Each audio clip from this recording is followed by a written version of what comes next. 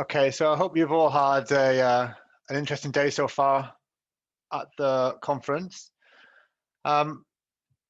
Susie and I have been invited in to talk to you about training for social benefit, and that's through a lens of community-led enterprise.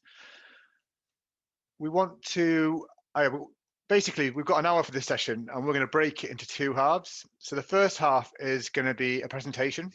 So that'd be both myself and Susie presenting to you. And we're going to, first of all, talk a bit about the organization that we work for, which is Power to Change. And we're then going to talk a bit about community businesses. Then we're going to move into thinking around, I'm going to focus in on Black and minority ethnic-led community businesses and about the characteristics of those types. And then we're going to think about socially trading organizations, so taking it all broader. And then looking at sources of funding and support, and then thinking around, taking any questions from anyone really about the recent presentation. And then we're going to move into the second half of the session where we're going to show a quick film about the impact of community business. And then we're going to facilitate a focused conversation. So this is going to help us all to have to build our greater understanding about what the benefits are of community-led enterprise. So that's basically the format of the session. So hopefully that's what you've all signed up for. So let me just change my name here so everyone doesn't just think I'm called Power to Change. But so I'm Fergus Arkley, and I'll introduce you to my colleague, Susie. Hello, I'm Susie Finlayson from Power to Change, as Fergus has just described. And yes, Susie, I'll let you crack on. So I'll be in control of the slide deck. So yeah, Susie, just give me a nod. I'll be keeping an eye on you. Cool. If you can whip us through to the next bit. So yeah, as Fergus said, we're just going to talk through a bit about Power to Change and community business and the sector more broadly before we get a bit more focused a bit later on. So Power to Change is a charitable trust. We can go to the next slide, I think, Fergus. And we were set up in 2015 to support community businesses across England. We were set up with an endowment from what was the Big Lottery Fund at the time, and that's a spend down time limited endowment. So we're planning on winding up in around 2025. Our whole thing is around supporting community businesses in England to create better places. So we want to grow the sector, we want to transform places, and we want to make the case for community businesses. And what we describe community businesses as are locally rooted. So they tend to be kind of place-based. They trade in some way, and we'll go through this in a bit more detail later on. They trade in some way and they reinvest any surplus they generate into local social impact and social good. They can be anything, so it could be a kind of fairly kind of traditional community hub that you're probably all really familiar with, through to we've supported a lobster hatchery and quite a lot of pubs or local libraries when the community wants to take them over if they're closing down and they're going to lose that resource for their community. They have all sorts of impacts for their local communities, so they create job opportunities, volunteering, they impact positively on well-being, and a whole range of different impacts across their communities. So Fergus, can you go to the next one, please?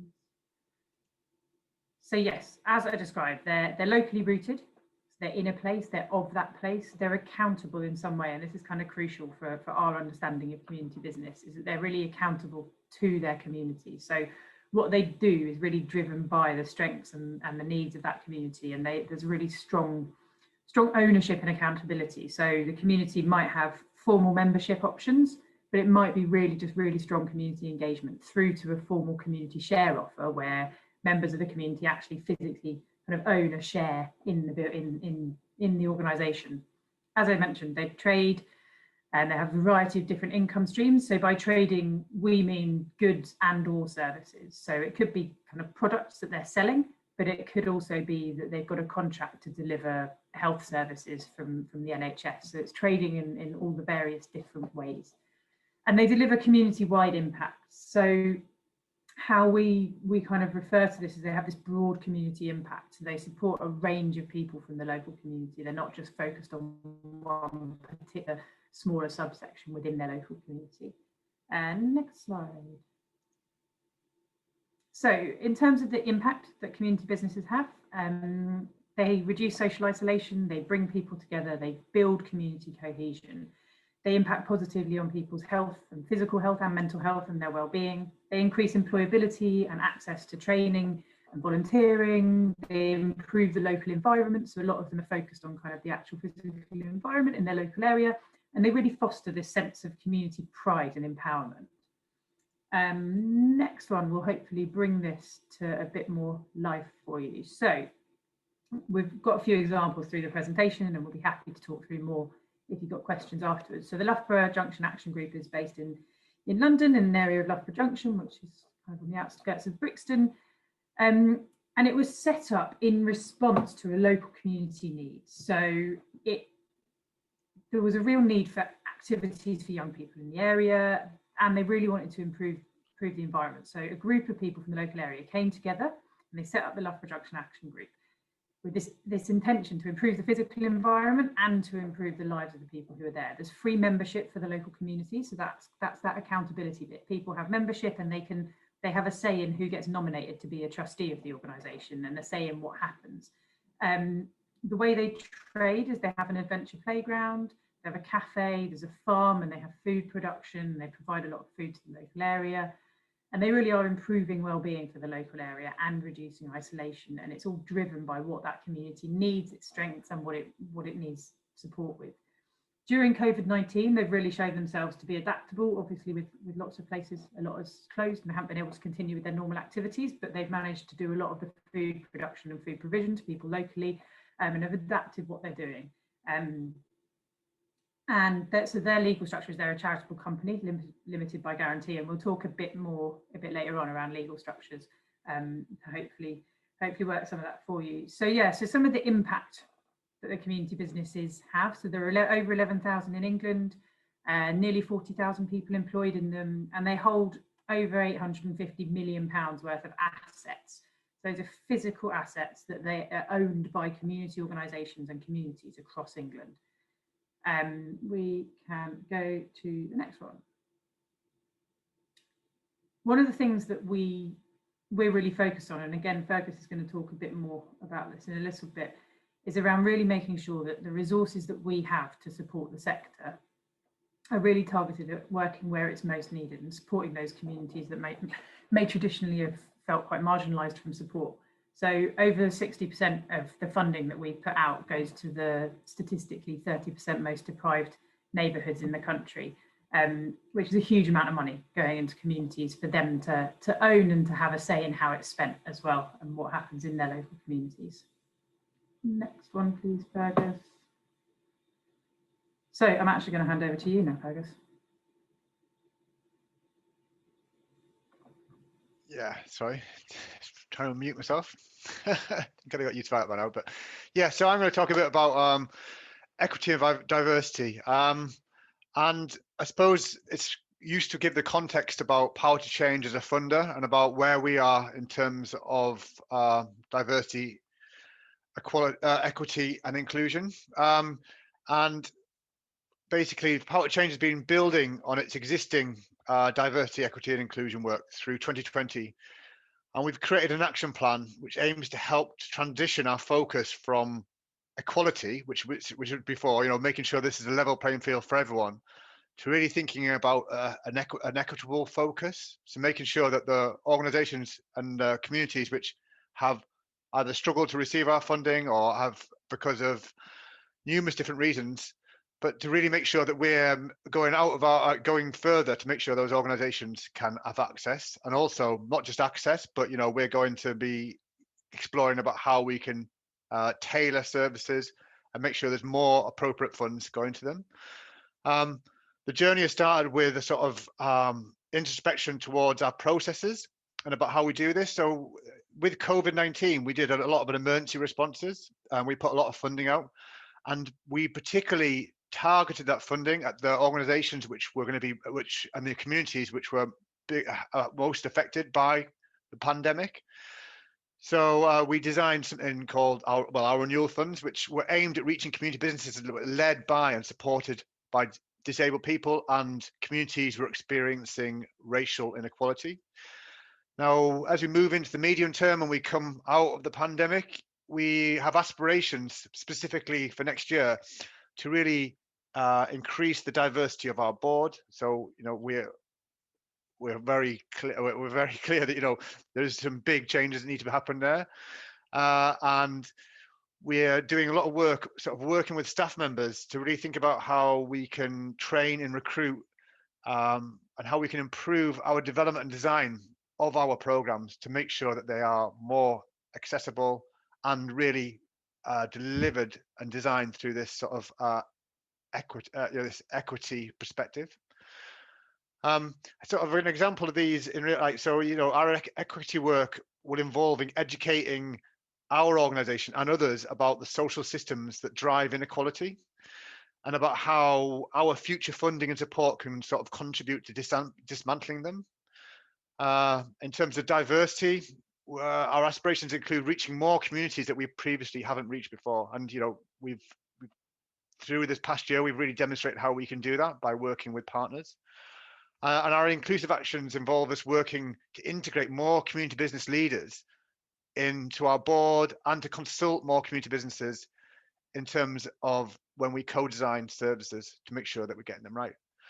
I think, yeah, one of the sort of standout pieces for me over the renewal work was really that was the significant amount of our funding that which was going into these audiences and communities that we haven't reached before. So I think we're really on the right trajectory for that. And some of the work that we do over the past sort of 4 years, we've been doing a lot of work with our partners. So we have strategic partners. One of those partners is the Arkley initiative. And over the past 2 years, we've had a strategic relationship with Arkley initiative, and it's been transformative about how much they've helped us to understand our position as a funder, but also how we can work with organisations like Arkley initiative to actually reach new communities. And I just want to share with you a toolkit of one of the sort of outputs of that work we've done. Is we created the Cultivating Diversity Toolkit, which is specifically recognises the distinctiveness of Black minority ethnic-led and focused community businesses, and about the sort of practical elements that really need to be looked at. And it goes into quite a bit of detail, looking at the business model, into governance and social impact. If I get a chance, I might just try and show this to you, because I can show you it in a document. Just give me a second. I'll just see if I can share this. Here we go. Now, hopefully you can see it. Can you give me a thumbs up, Susie? Yeah. So basically, this is the report here, and it goes. I'll just flick through, but yeah, it sort of introduces what is different around BME-led community businesses and how they compare to other organisations and what the challenges are. And then it goes into sections. Actually, it just breaks everything down into a really useful sections into sort of understandable chunks about what is the business plan. So who are the customers? It goes into financial modelling. Talks about where the money can come from, what sort of capital you'll need. It goes into about business planning, what's needed there, and then talks about governance. So what sort of governance structure you should have? How do you sort of promote democracy within your governance structures? And spends a lot of time thinking around social impact. And I mean, all I would say, we will share all it with this document with you. So it's in all the documents that come along with the presentation. But I just got to say that it really is recommended that you have a look at that. So I'll just go back to the presentation. I can find that.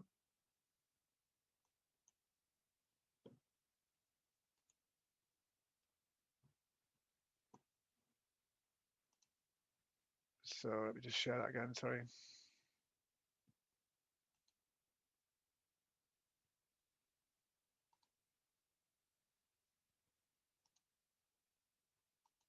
There we go, sorry about that. Yeah, so from this report, it's quite interesting that when Arkley and Locality did the analysis of the data, and they looked at and mapped which Black minority ethnic-led community businesses were in existence and the challenges that it came across, these were some of the challenges they faced. So predominantly, these organisations, these businesses were adopting a grant-dependent charitable model, so that they were doing element of trading, but the majority of it was bringing in funding, which meant that they weren't as commercially inclined as some other community businesses. So this, having a charitable model sometimes can go against you in terms of when you are thinking about trading. They're working against a backdrop of not being acknowledged for being commercially viable, and this is especially sort of comes to the fore when you're working in geographical areas where there is significant economic disadvantage. A lot of these BME-led community businesses tended to exist to address inequalities in society, but at the same time, these very same organisations were subjected to the same inequalities themselves. So we're in a bit of a loop about how to sort of to move forward from that. And there's you know, as you will all know, that there's historic challenges of accessing finance. There's barriers including to credit, social investment. There's so there's those sort of challenges. And then a lot of these organizations, when you look at them in the comparison with specifically with other organizations, with other community businesses, that their turnover was a lot smaller, which then helps, which really goes against them in terms of being able to procure and get into commissioning frameworks, because they always tend to favor larger organizations. And there's a tendency to restrict activities to their community, which then sort of goes against them rather than tapping into new markets. So it's like being quite a perception they're being quite sort of insular with what they were doing, but they were sort of delivering a service to their community in a sense. So these are the things, some of the areas that came out of that report, which I think are quite useful to look at here. But as we move forward, we will talk a bit more about the community business model.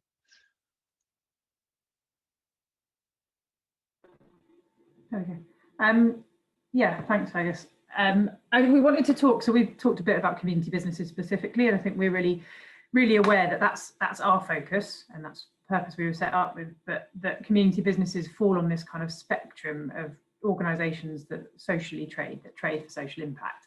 So we wanted to talk a bit about kind of community business in the context of some other models and what those other models are, a bit more broadly, because community business isn't necessarily the right model for every organisation, and it's certainly not the right model for every organisation, and there are other approaches to socially trading that we wanted to talk through. If we could jump forward. Thank you. So socially trading organisations broadly are companies and organisations that deliver social benefit. They trade commercially, as I said earlier, that's kind of goods and or services, and they can demonstrate social purpose through that kind of trading activity. So they're not just about generating profit and that being extracted for individual benefit, basically. So they can be community businesses, but they can also be social enterprises. So community businesses are a type of social enterprise, but because of their kind of accountability to the broad community, not all social enterprises are community businesses. They can be cooperatives, community land trusts, community interest companies. So there's a whole range of different things that socially trading organisations can be. But this really core thing is that they are generating traded income, and that's delivering social benefit. Next one. So an example of that, again, is One Voice Blackburn. So in 2011, a group of parents in the local area were kind of concerned about the prospects and the opportunities for their children. But they really wanted to involve the whole community to understand what everyone was feeling. So they had a number of kind of community conversations and focus groups, and really found out that there were kind of two challenges really that people wanted to address. One was health inequalities, and the other was kind of opportunities and empowerment of young people for their future. They set up a community interest company, and they started with a focus on gender inequality, particularly for young women in their community. And their model is they generate income through membership fees, but that obviously also then gives people a stake in the organisation and a say in how it's run and what it does, and really roots it kind of in that community. But they also generate income through renting out space. They're selling different services to different organisations, and they get contracts, and they sell certain products and goods. And so by generating that income through that, any surplus they've generated through that, they can reinvest in delivering some services that might otherwise be grant reliant or they might not be able to get resource to deliver. So it gives them that freedom to be able to generate some income, generate some surplus, and reinvest that in addressing some local social need or building on local strengths. Next one. So I mentioned earlier that we talk a bit about legal structure, because this is something that people kind of come to us with questions about quite a lot. So socially trading organisations, there is no specific legal structure required. That certain charitable funders may require you to be a charity. We don't. But there is no one legal structure that means you are this or you're not it. You might need asset locks in place. So that's around protecting funding if you are kind of accessing certain funding, protecting funding from potentially having significant kind of private benefit for individuals. You'll probably need to be able to demonstrate charitable purpose, but that doesn't mean you have to be a registered charity. So yeah, there's absolutely no requirement from our perspective of a specific legal structure. The only thing that I would say in that is if you did have the ambition in the future to run a community share offer, so to generate quite a lot of kind of investment in your organisation through a community share offer, you would need to be registered as a community benefit society. So that's that is the one restriction within that, really. Otherwise, pretty much any legal structure goes. I think Fergus touched on some of this when he was talking through the report from Mibele. There's some benefits about the trading model as opposed to purely kind of charitable grants-based model and fundraising model, is that by generating income through different streams, you can deliver a whole range of different activities and services. You can move away from a reliance on grant funding so that you can potentially continue activities if there isn't grant funding available for them. And it can give you a bit more sustainability as an organisation. You can own and capitalise on assets. So we haven't talked a lot about physical assets, but a lot of community businesses own a building or an asset of another type. Quite often it is a building, and that can really act as a hub in the centre of their community, but also gives them a lot of income generation and activity delivering opportunities. So they can rent out space to different organisations and things within their community. So they can generate that rental income, they can put in a cafe, and they can deliver a whole range of different activities out of those assets. But it also means that they have a financial asset of their own, and that asset sits there and it is owned by them. And one of the things we've noticed through COVID-19 particularly, I think we knew this before, but through COVID-19 particularly, is the adaptability of these businesses. They've really pivoted what they do in order to continue to meet needs and meet changing needs in their communities. And for some of them, having a bit of surplus and having generated income through trading has enabled them to do that. Or if they are able to shift a food system where people used to come and buy food in their cafe to being a delivery model, they're already set up partway to do that, and it's really allowed them to kind of adapt and innovate as they go. So I think there are some benefits of the trading model versus charitable, purely kind of fundraising and grants-based organisations, but it's not the right thing for everything. Some organisations will continue to be purely charitable fundraising and grants-based organisations. So just to come in on that, I just think it's worth sort of there's like you don't have to be solely fully 100% trading or solely 100% for like grant. There's a spectrum, and I think it's good to have a healthy mix. And one of the things we saw through our response to COVID is the organisations which actually with something like a pandemic, which stops trading.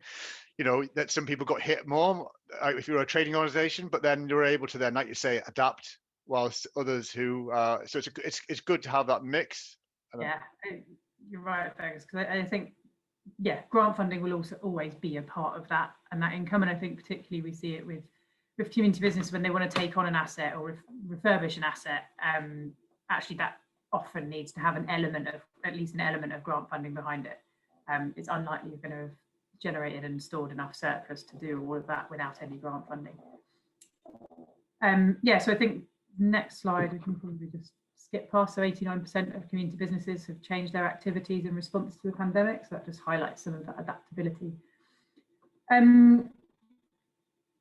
So I wanted to touch briefly on kind of community ownership within that. So community ownership isn't all of those models. So you will have social innovations and social enterprises that are run by one or two people and deliver great activities and services and have a really good impact, but aren't kind of collectively owned and aren't accountable to the community in the way that we describe community businesses. And it's not me saying that one's better than the other, they just both exist. But in terms of community ownership, you know, they are accountable to that community, they run by the community that they work with, really rooted in that community, so they're kind of it rather than just in it. And so they're deeply rooted in the kind of strengths and the needs of that community and how they can respond to those and really understand what those are, which enables them to be kind of adaptive and responsive and hopefully kind of have significant impact. And I think some of the counters to that positive are it does take a lot of time and a lot of energy to build those relationships, to maintain those relationships, and to really engage people into the organisation. And everyone who runs an organisation will know it takes a huge amount of time and energy anyway. And trying to bring a whole community with you can be really challenging. And you need to bring people on this journey, so it is going to take time to build those relationships. There are the challenges that you won't always agree, and your community may not always agree with decisions that are being made, and how you balance that between leadership and community ownership and who makes decisions ultimately. And one of the other things that we're exploring and we're conscious of is, you know, how we describe community business is very much kind of a place, and often quite a small geographic neighbourhood level. And we're conscious that is potentially excluding some organisations that would otherwise meet community business kind of our community business definition, that might be more around a community of interest or a community of kind of commonality and shared experience, who may not be collected in a small geographic area. So I think those are some of the challenges around community ownership. Fergus, did you have anything else? Just something about community ownership is, you know, if everyone has a stake in your business, in the business itself, you know, they're more likely to be the customer. You know, if you had a choice of going to like 3 different bakeries, you know, but the one where, you know, you're a member of, you've had influence on, you know, you're going to go there. And it's about that sort of, it goes on it's just the different levels of how community accountability can help. So when there is something like a pandemic, or, you know, an organization hits the tough times, you can always, you know, you have this sort of capital, community capital, which you can pull on to help you through. And I think, you know, there's the success rate of community businesses because of that, that local ownership and local support really gets them through those difficult times. Good. That's a really good point. Okay, so funding and support. So I'll take you through this section. So we talked about different types of funding, and so there's capital and revenue funding. So there's if you're looking to take an asset into community ownership, so you might be an asset transfer. So in some cases, the asset transfer could be done for free. You know, you might get someone who's giving you an asset, local authority, or someone else, you know, who's thinking that, you know, they want this asset to be going into community ownership because they see that as being the best place for it to be managed. Most of the time, you will have to purchase, even though you might do an asset transfer, there will be a purchase price. So there's a capital cost. And then there's, of course, revenue costs. And then that's these are broken down into startup costs, working capital. So there's lots of different finances involved.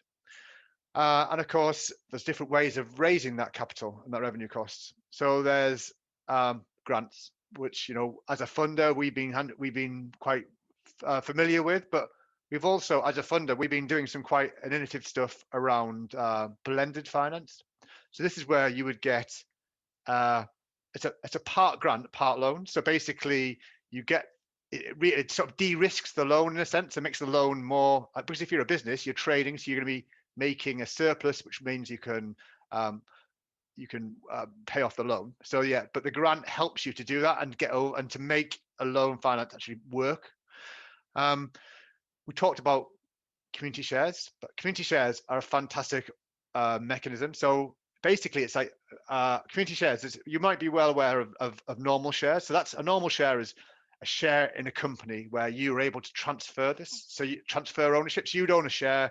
You'd get to a certain price. You go, oh, I'm going to sell. So you'd sell it on, and you sell it for that price. Community shares are non-transferable. So basically, it's buying a piece of equity within a community business. So normally it's one member, one vote. And there's a range of different models and how people have used them, but this money that community shares can actually raise for a community is it's really important, but it's this working capital, it's this equity. So it's not debt, you're not having to service it, but it's this ability, and it also then encourages, like I said, like this ownership, this sense of someone having a piece or a sort of a real intrinsic link to that business. And it shows that people want this business to succeed. So I think community shares are a great mechanism for not only raising money, but also for community accountability. And I think Susie referred to that you have to be a certain model of cooperative to actually do that, and that's a community benefit society, but they're quite flexible. You can be a charitable community benefit society, but I'm not going to go into much detail about that now. But I'm going to tell you in the next slide about lots of sources of support where you can find out more about this. And just in terms of community shares, we're just doing a piece of work with Cooperatives UK to really think about Sharia compliance. So making sure that how community shares can really think about can be compliant with sort of Islamic law. So was it thinking around how you can get through and how it can work, where you can actually how it and considering for how it can work within that. Because again, that throws up lots of issues when you're trying to finance. And there's crowdfunders, which you'll all be aware of, but crowdfunders are a great way of starting off or starting an idea. And it's like this crowdsourcing. So it's not only getting resources in, but it's also getting that recognition from the community that your project has got legs, that people are interested in it.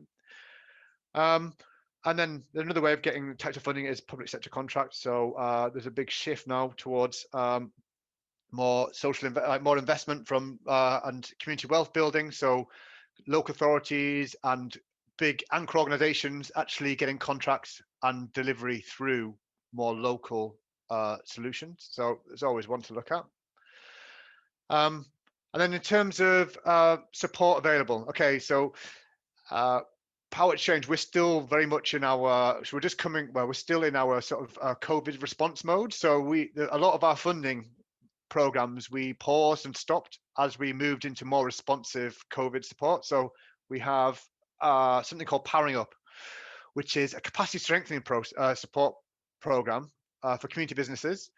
And basically you get bespoke support to make sure that to help you to adapt and change and flex. At the moment, we have something called Community Business Crowd Match, which fits when I talked about crowdfunding before, but you can basically get a £10,000 match. So every pound that you raise from the crowd, we could potentially match it. We have something called Community Business Reboost, and this is again using this community shares mechanism. But if you're interested in that, then you can get the right governance model and then go out and do a community share offer.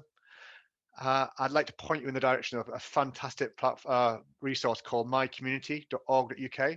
Now, this is 12 sector partners have come together to create, basically to bring together all their resources into one platform.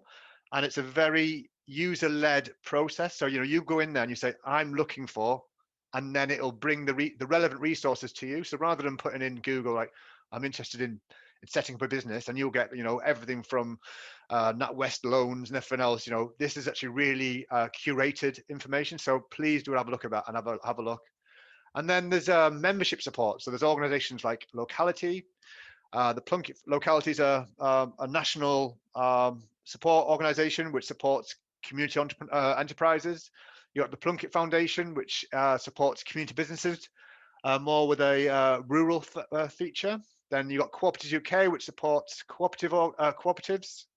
And then we've got the Abele Initiative, who I mentioned before, a strategic partner of ours, who has a sort of a BAME infrastructure organisation. I've put a link on the slide, so these slides will be shared. If you click on that, it'll link up to all Power to Change's current support. Okay, so we're at 35 minutes past 2. So we're just a little bit behind, but not too much. Please, we'd like to open up for questions. So I'm not sure about the functionality here. I'm hoping that you can unmute yourselves and ask any questions at this stage before we move into the next phase. Please, we've got a question in from Edward in the chat saying, just to confirm, it's it's not possible to do a community share offer under a CIC. Yeah, you can't, no. So you'd have to be a community benefit society.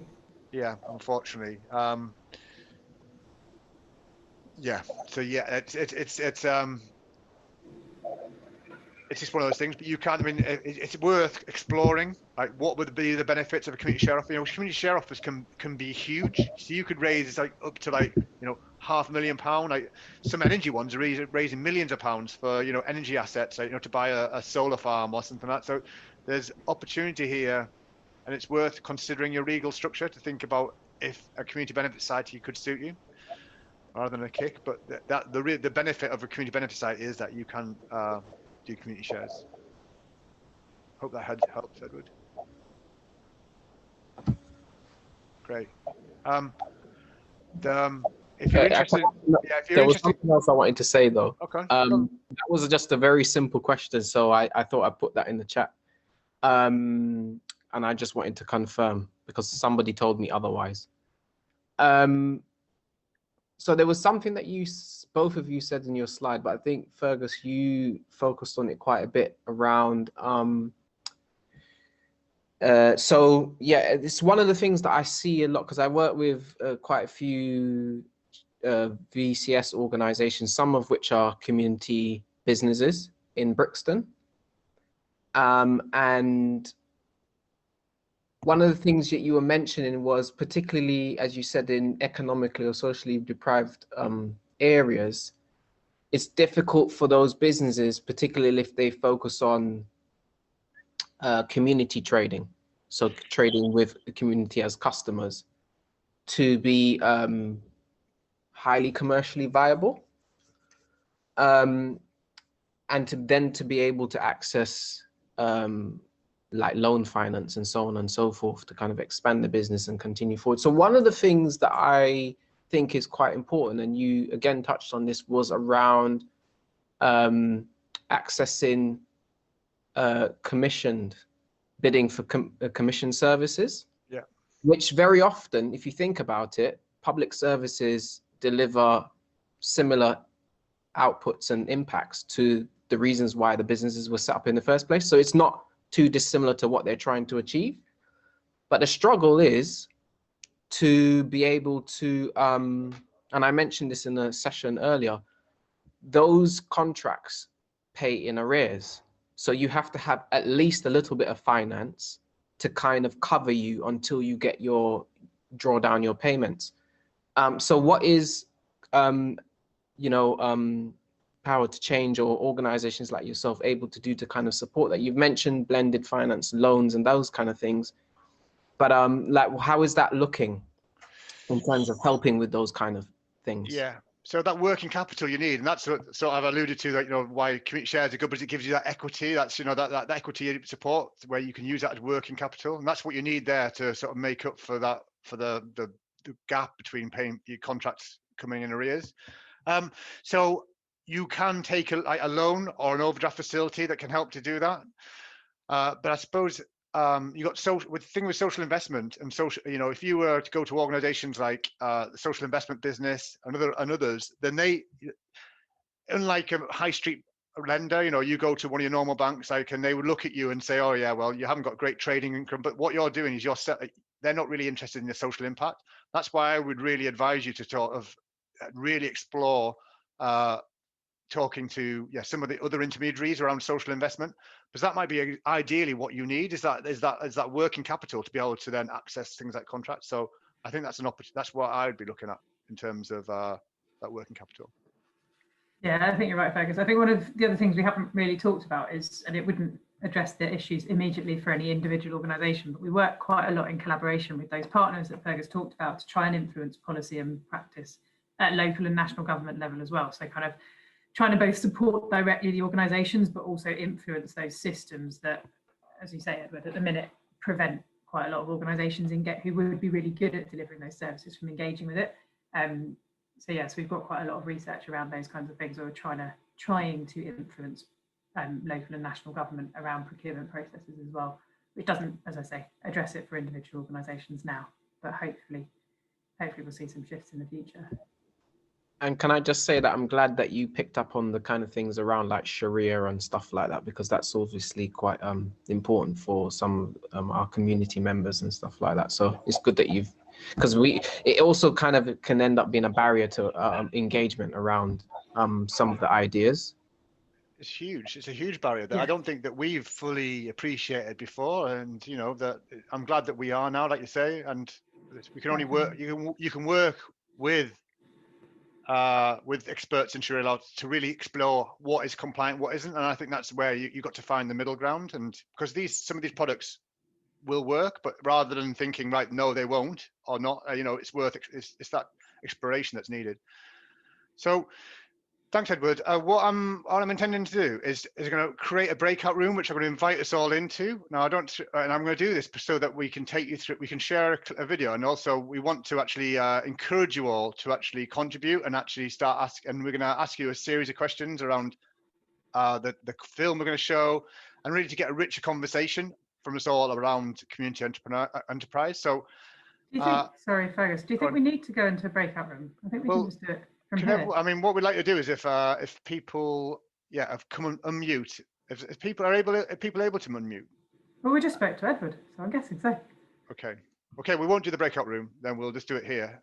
I'll take Susie's advice. This is going to work. So sorry, if it all goes wrong, we know where to look. So, Susie, do you want to show the film, and then we can go from there? Oh, you need to stop sharing your screen as well. All right, sorry.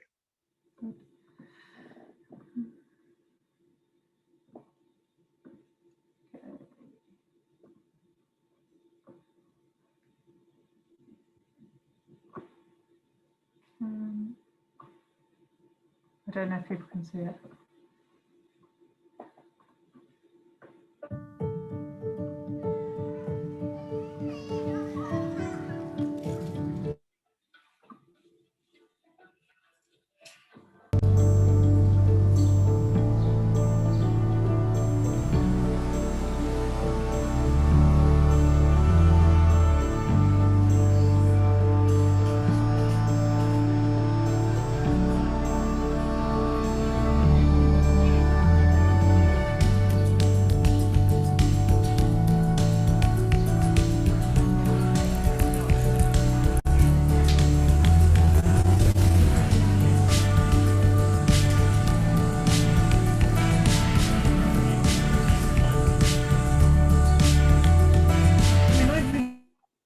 About 2 years ago, and I was increasingly finding myself very isolated.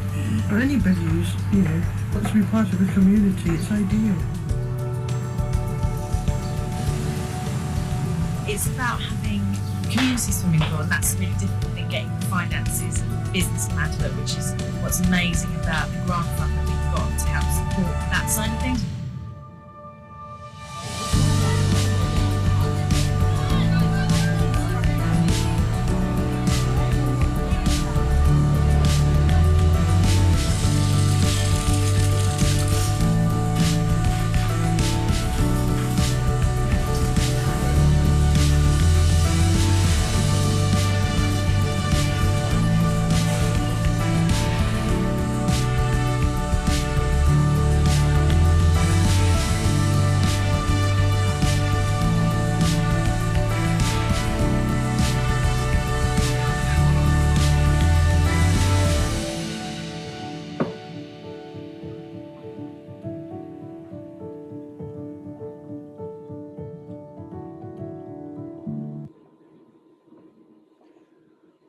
Right. Did it work? Thanks. Yeah, that did work. I saw it. It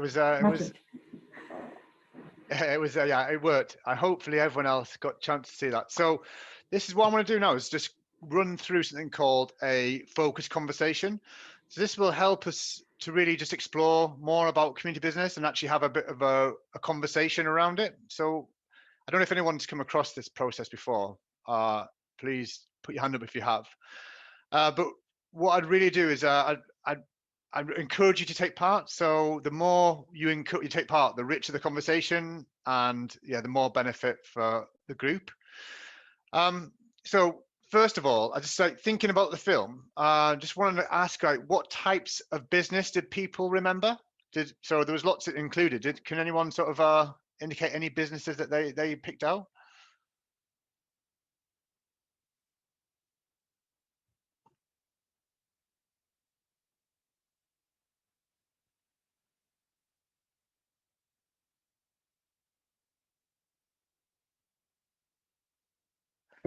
No one saying anything. All right, No, football. I remember the football. Oh, thanks, Edward. You remember the football, yeah. Thanks. Anyone else? Does anyone else sort of pick out any businesses that sort of that? And there's some in the chat as well. All right, sorry. Do you want to have a look at the We've chat got there, Susie? Cafe and allotments. Great.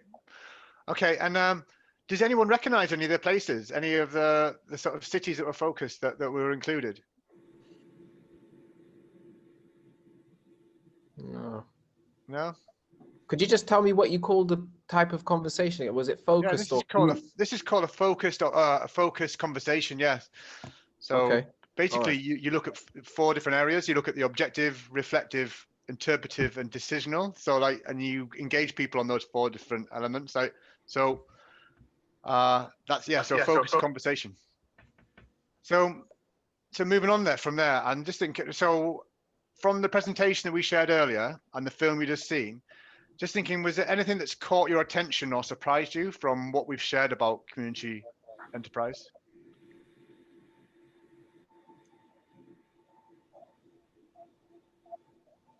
Oh dear. Yeah.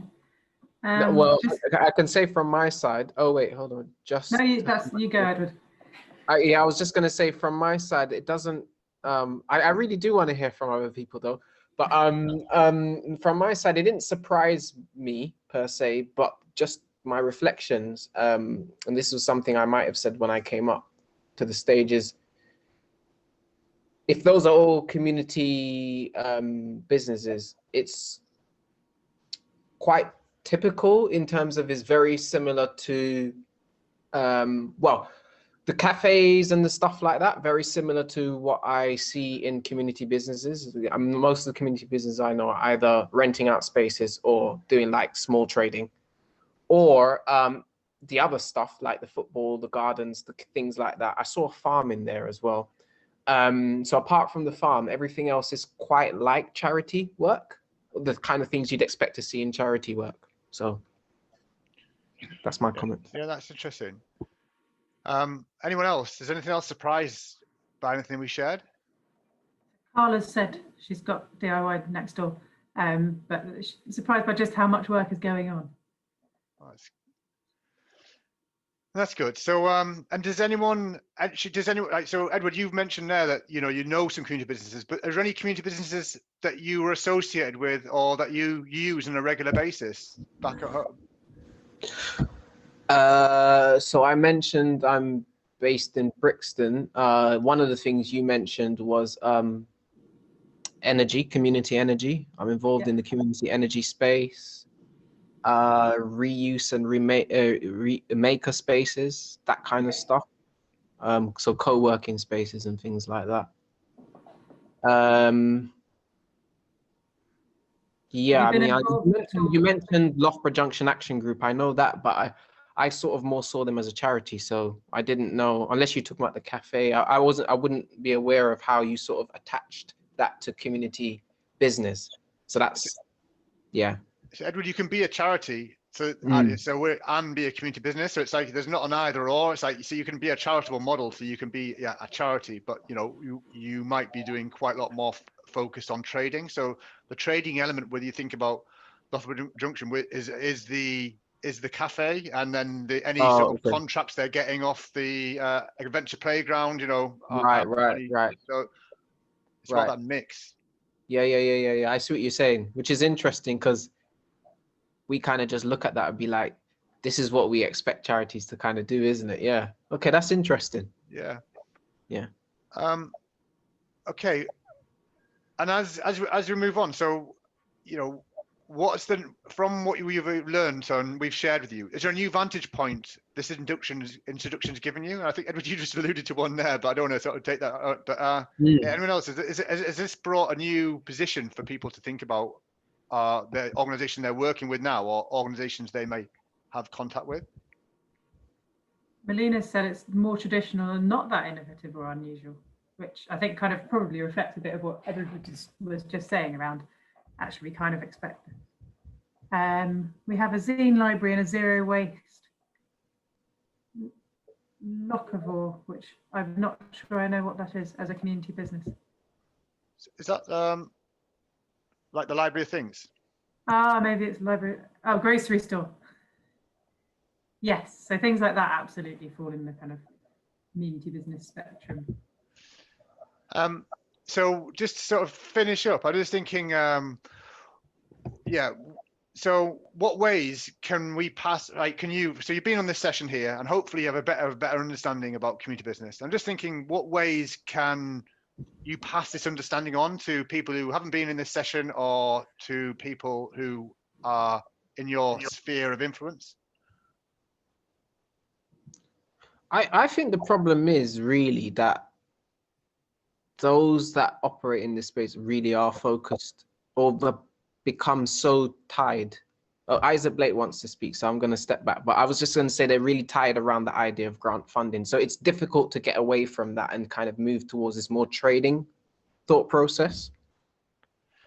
I suppose on that it could be a gradual thing as well, isn't it? So it's not like it's not like a step and leap into it, but it's like, you know, just that getting comfortable with exploring it, I suppose. Isaac, please.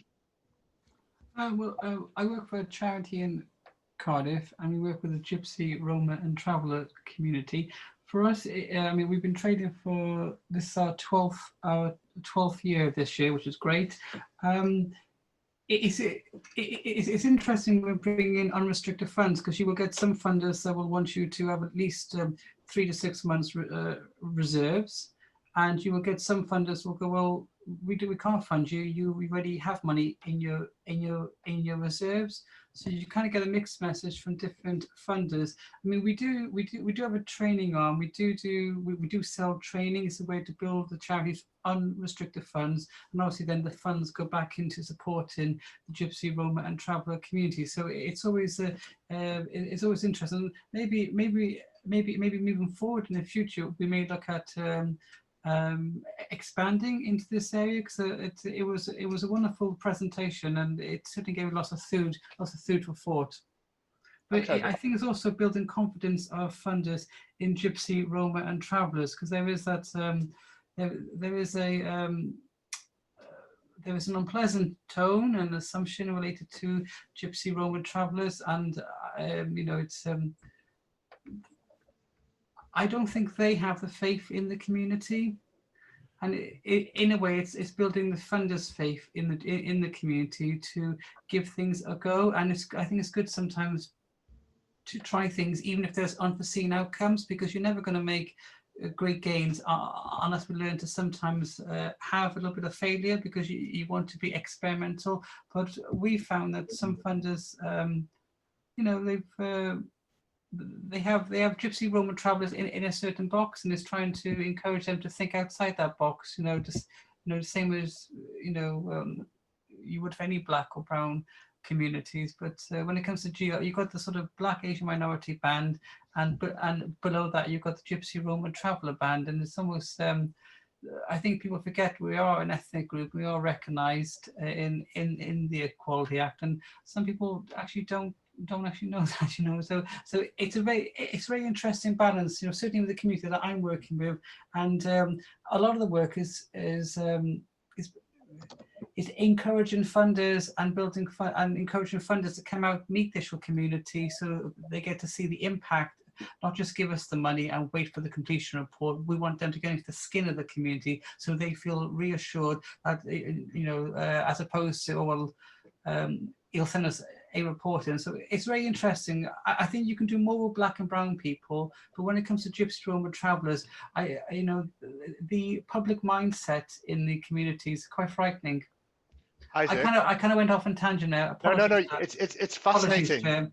It's fascinating, and like I would love to take this conversation further, because I think you've hit the nail. You're very right that, you know, I think, you know, we can come up with quite a few different examples of community businesses that go across the spectrum. But when I start thinking about Roma and Traveller society communities, I can't think of any, to be honest. So I think it's something I would really like to talk to you about offline, about how just your learning about that would be fantastic. So, so we're getting closer to the end of the session. I really appreciate. Going to have to wrap up, Fergus. Yeah. I think I've had a message from the Runnymede team saying it's time to wrap up. Yeah, I'm going to. Yeah. So I really thank you for your time, for coming today and listening to us, but also feeding in here. It's a bit difficult where they're trying to take people through a sort of conversation like we just did there, but I think we got there, and we had some rich input. So thanks for that. And just to say, you know me and Susie now. You've had a conversation, so please do, if you do want to reach out to us, you're welcome to. And we're going to send out all these materials, and please do follow up. If you have any questions, do. So Edward, if you have any questions, come to us either to say, I'd like to have a conversation with you. So yeah, that'd be fantastic.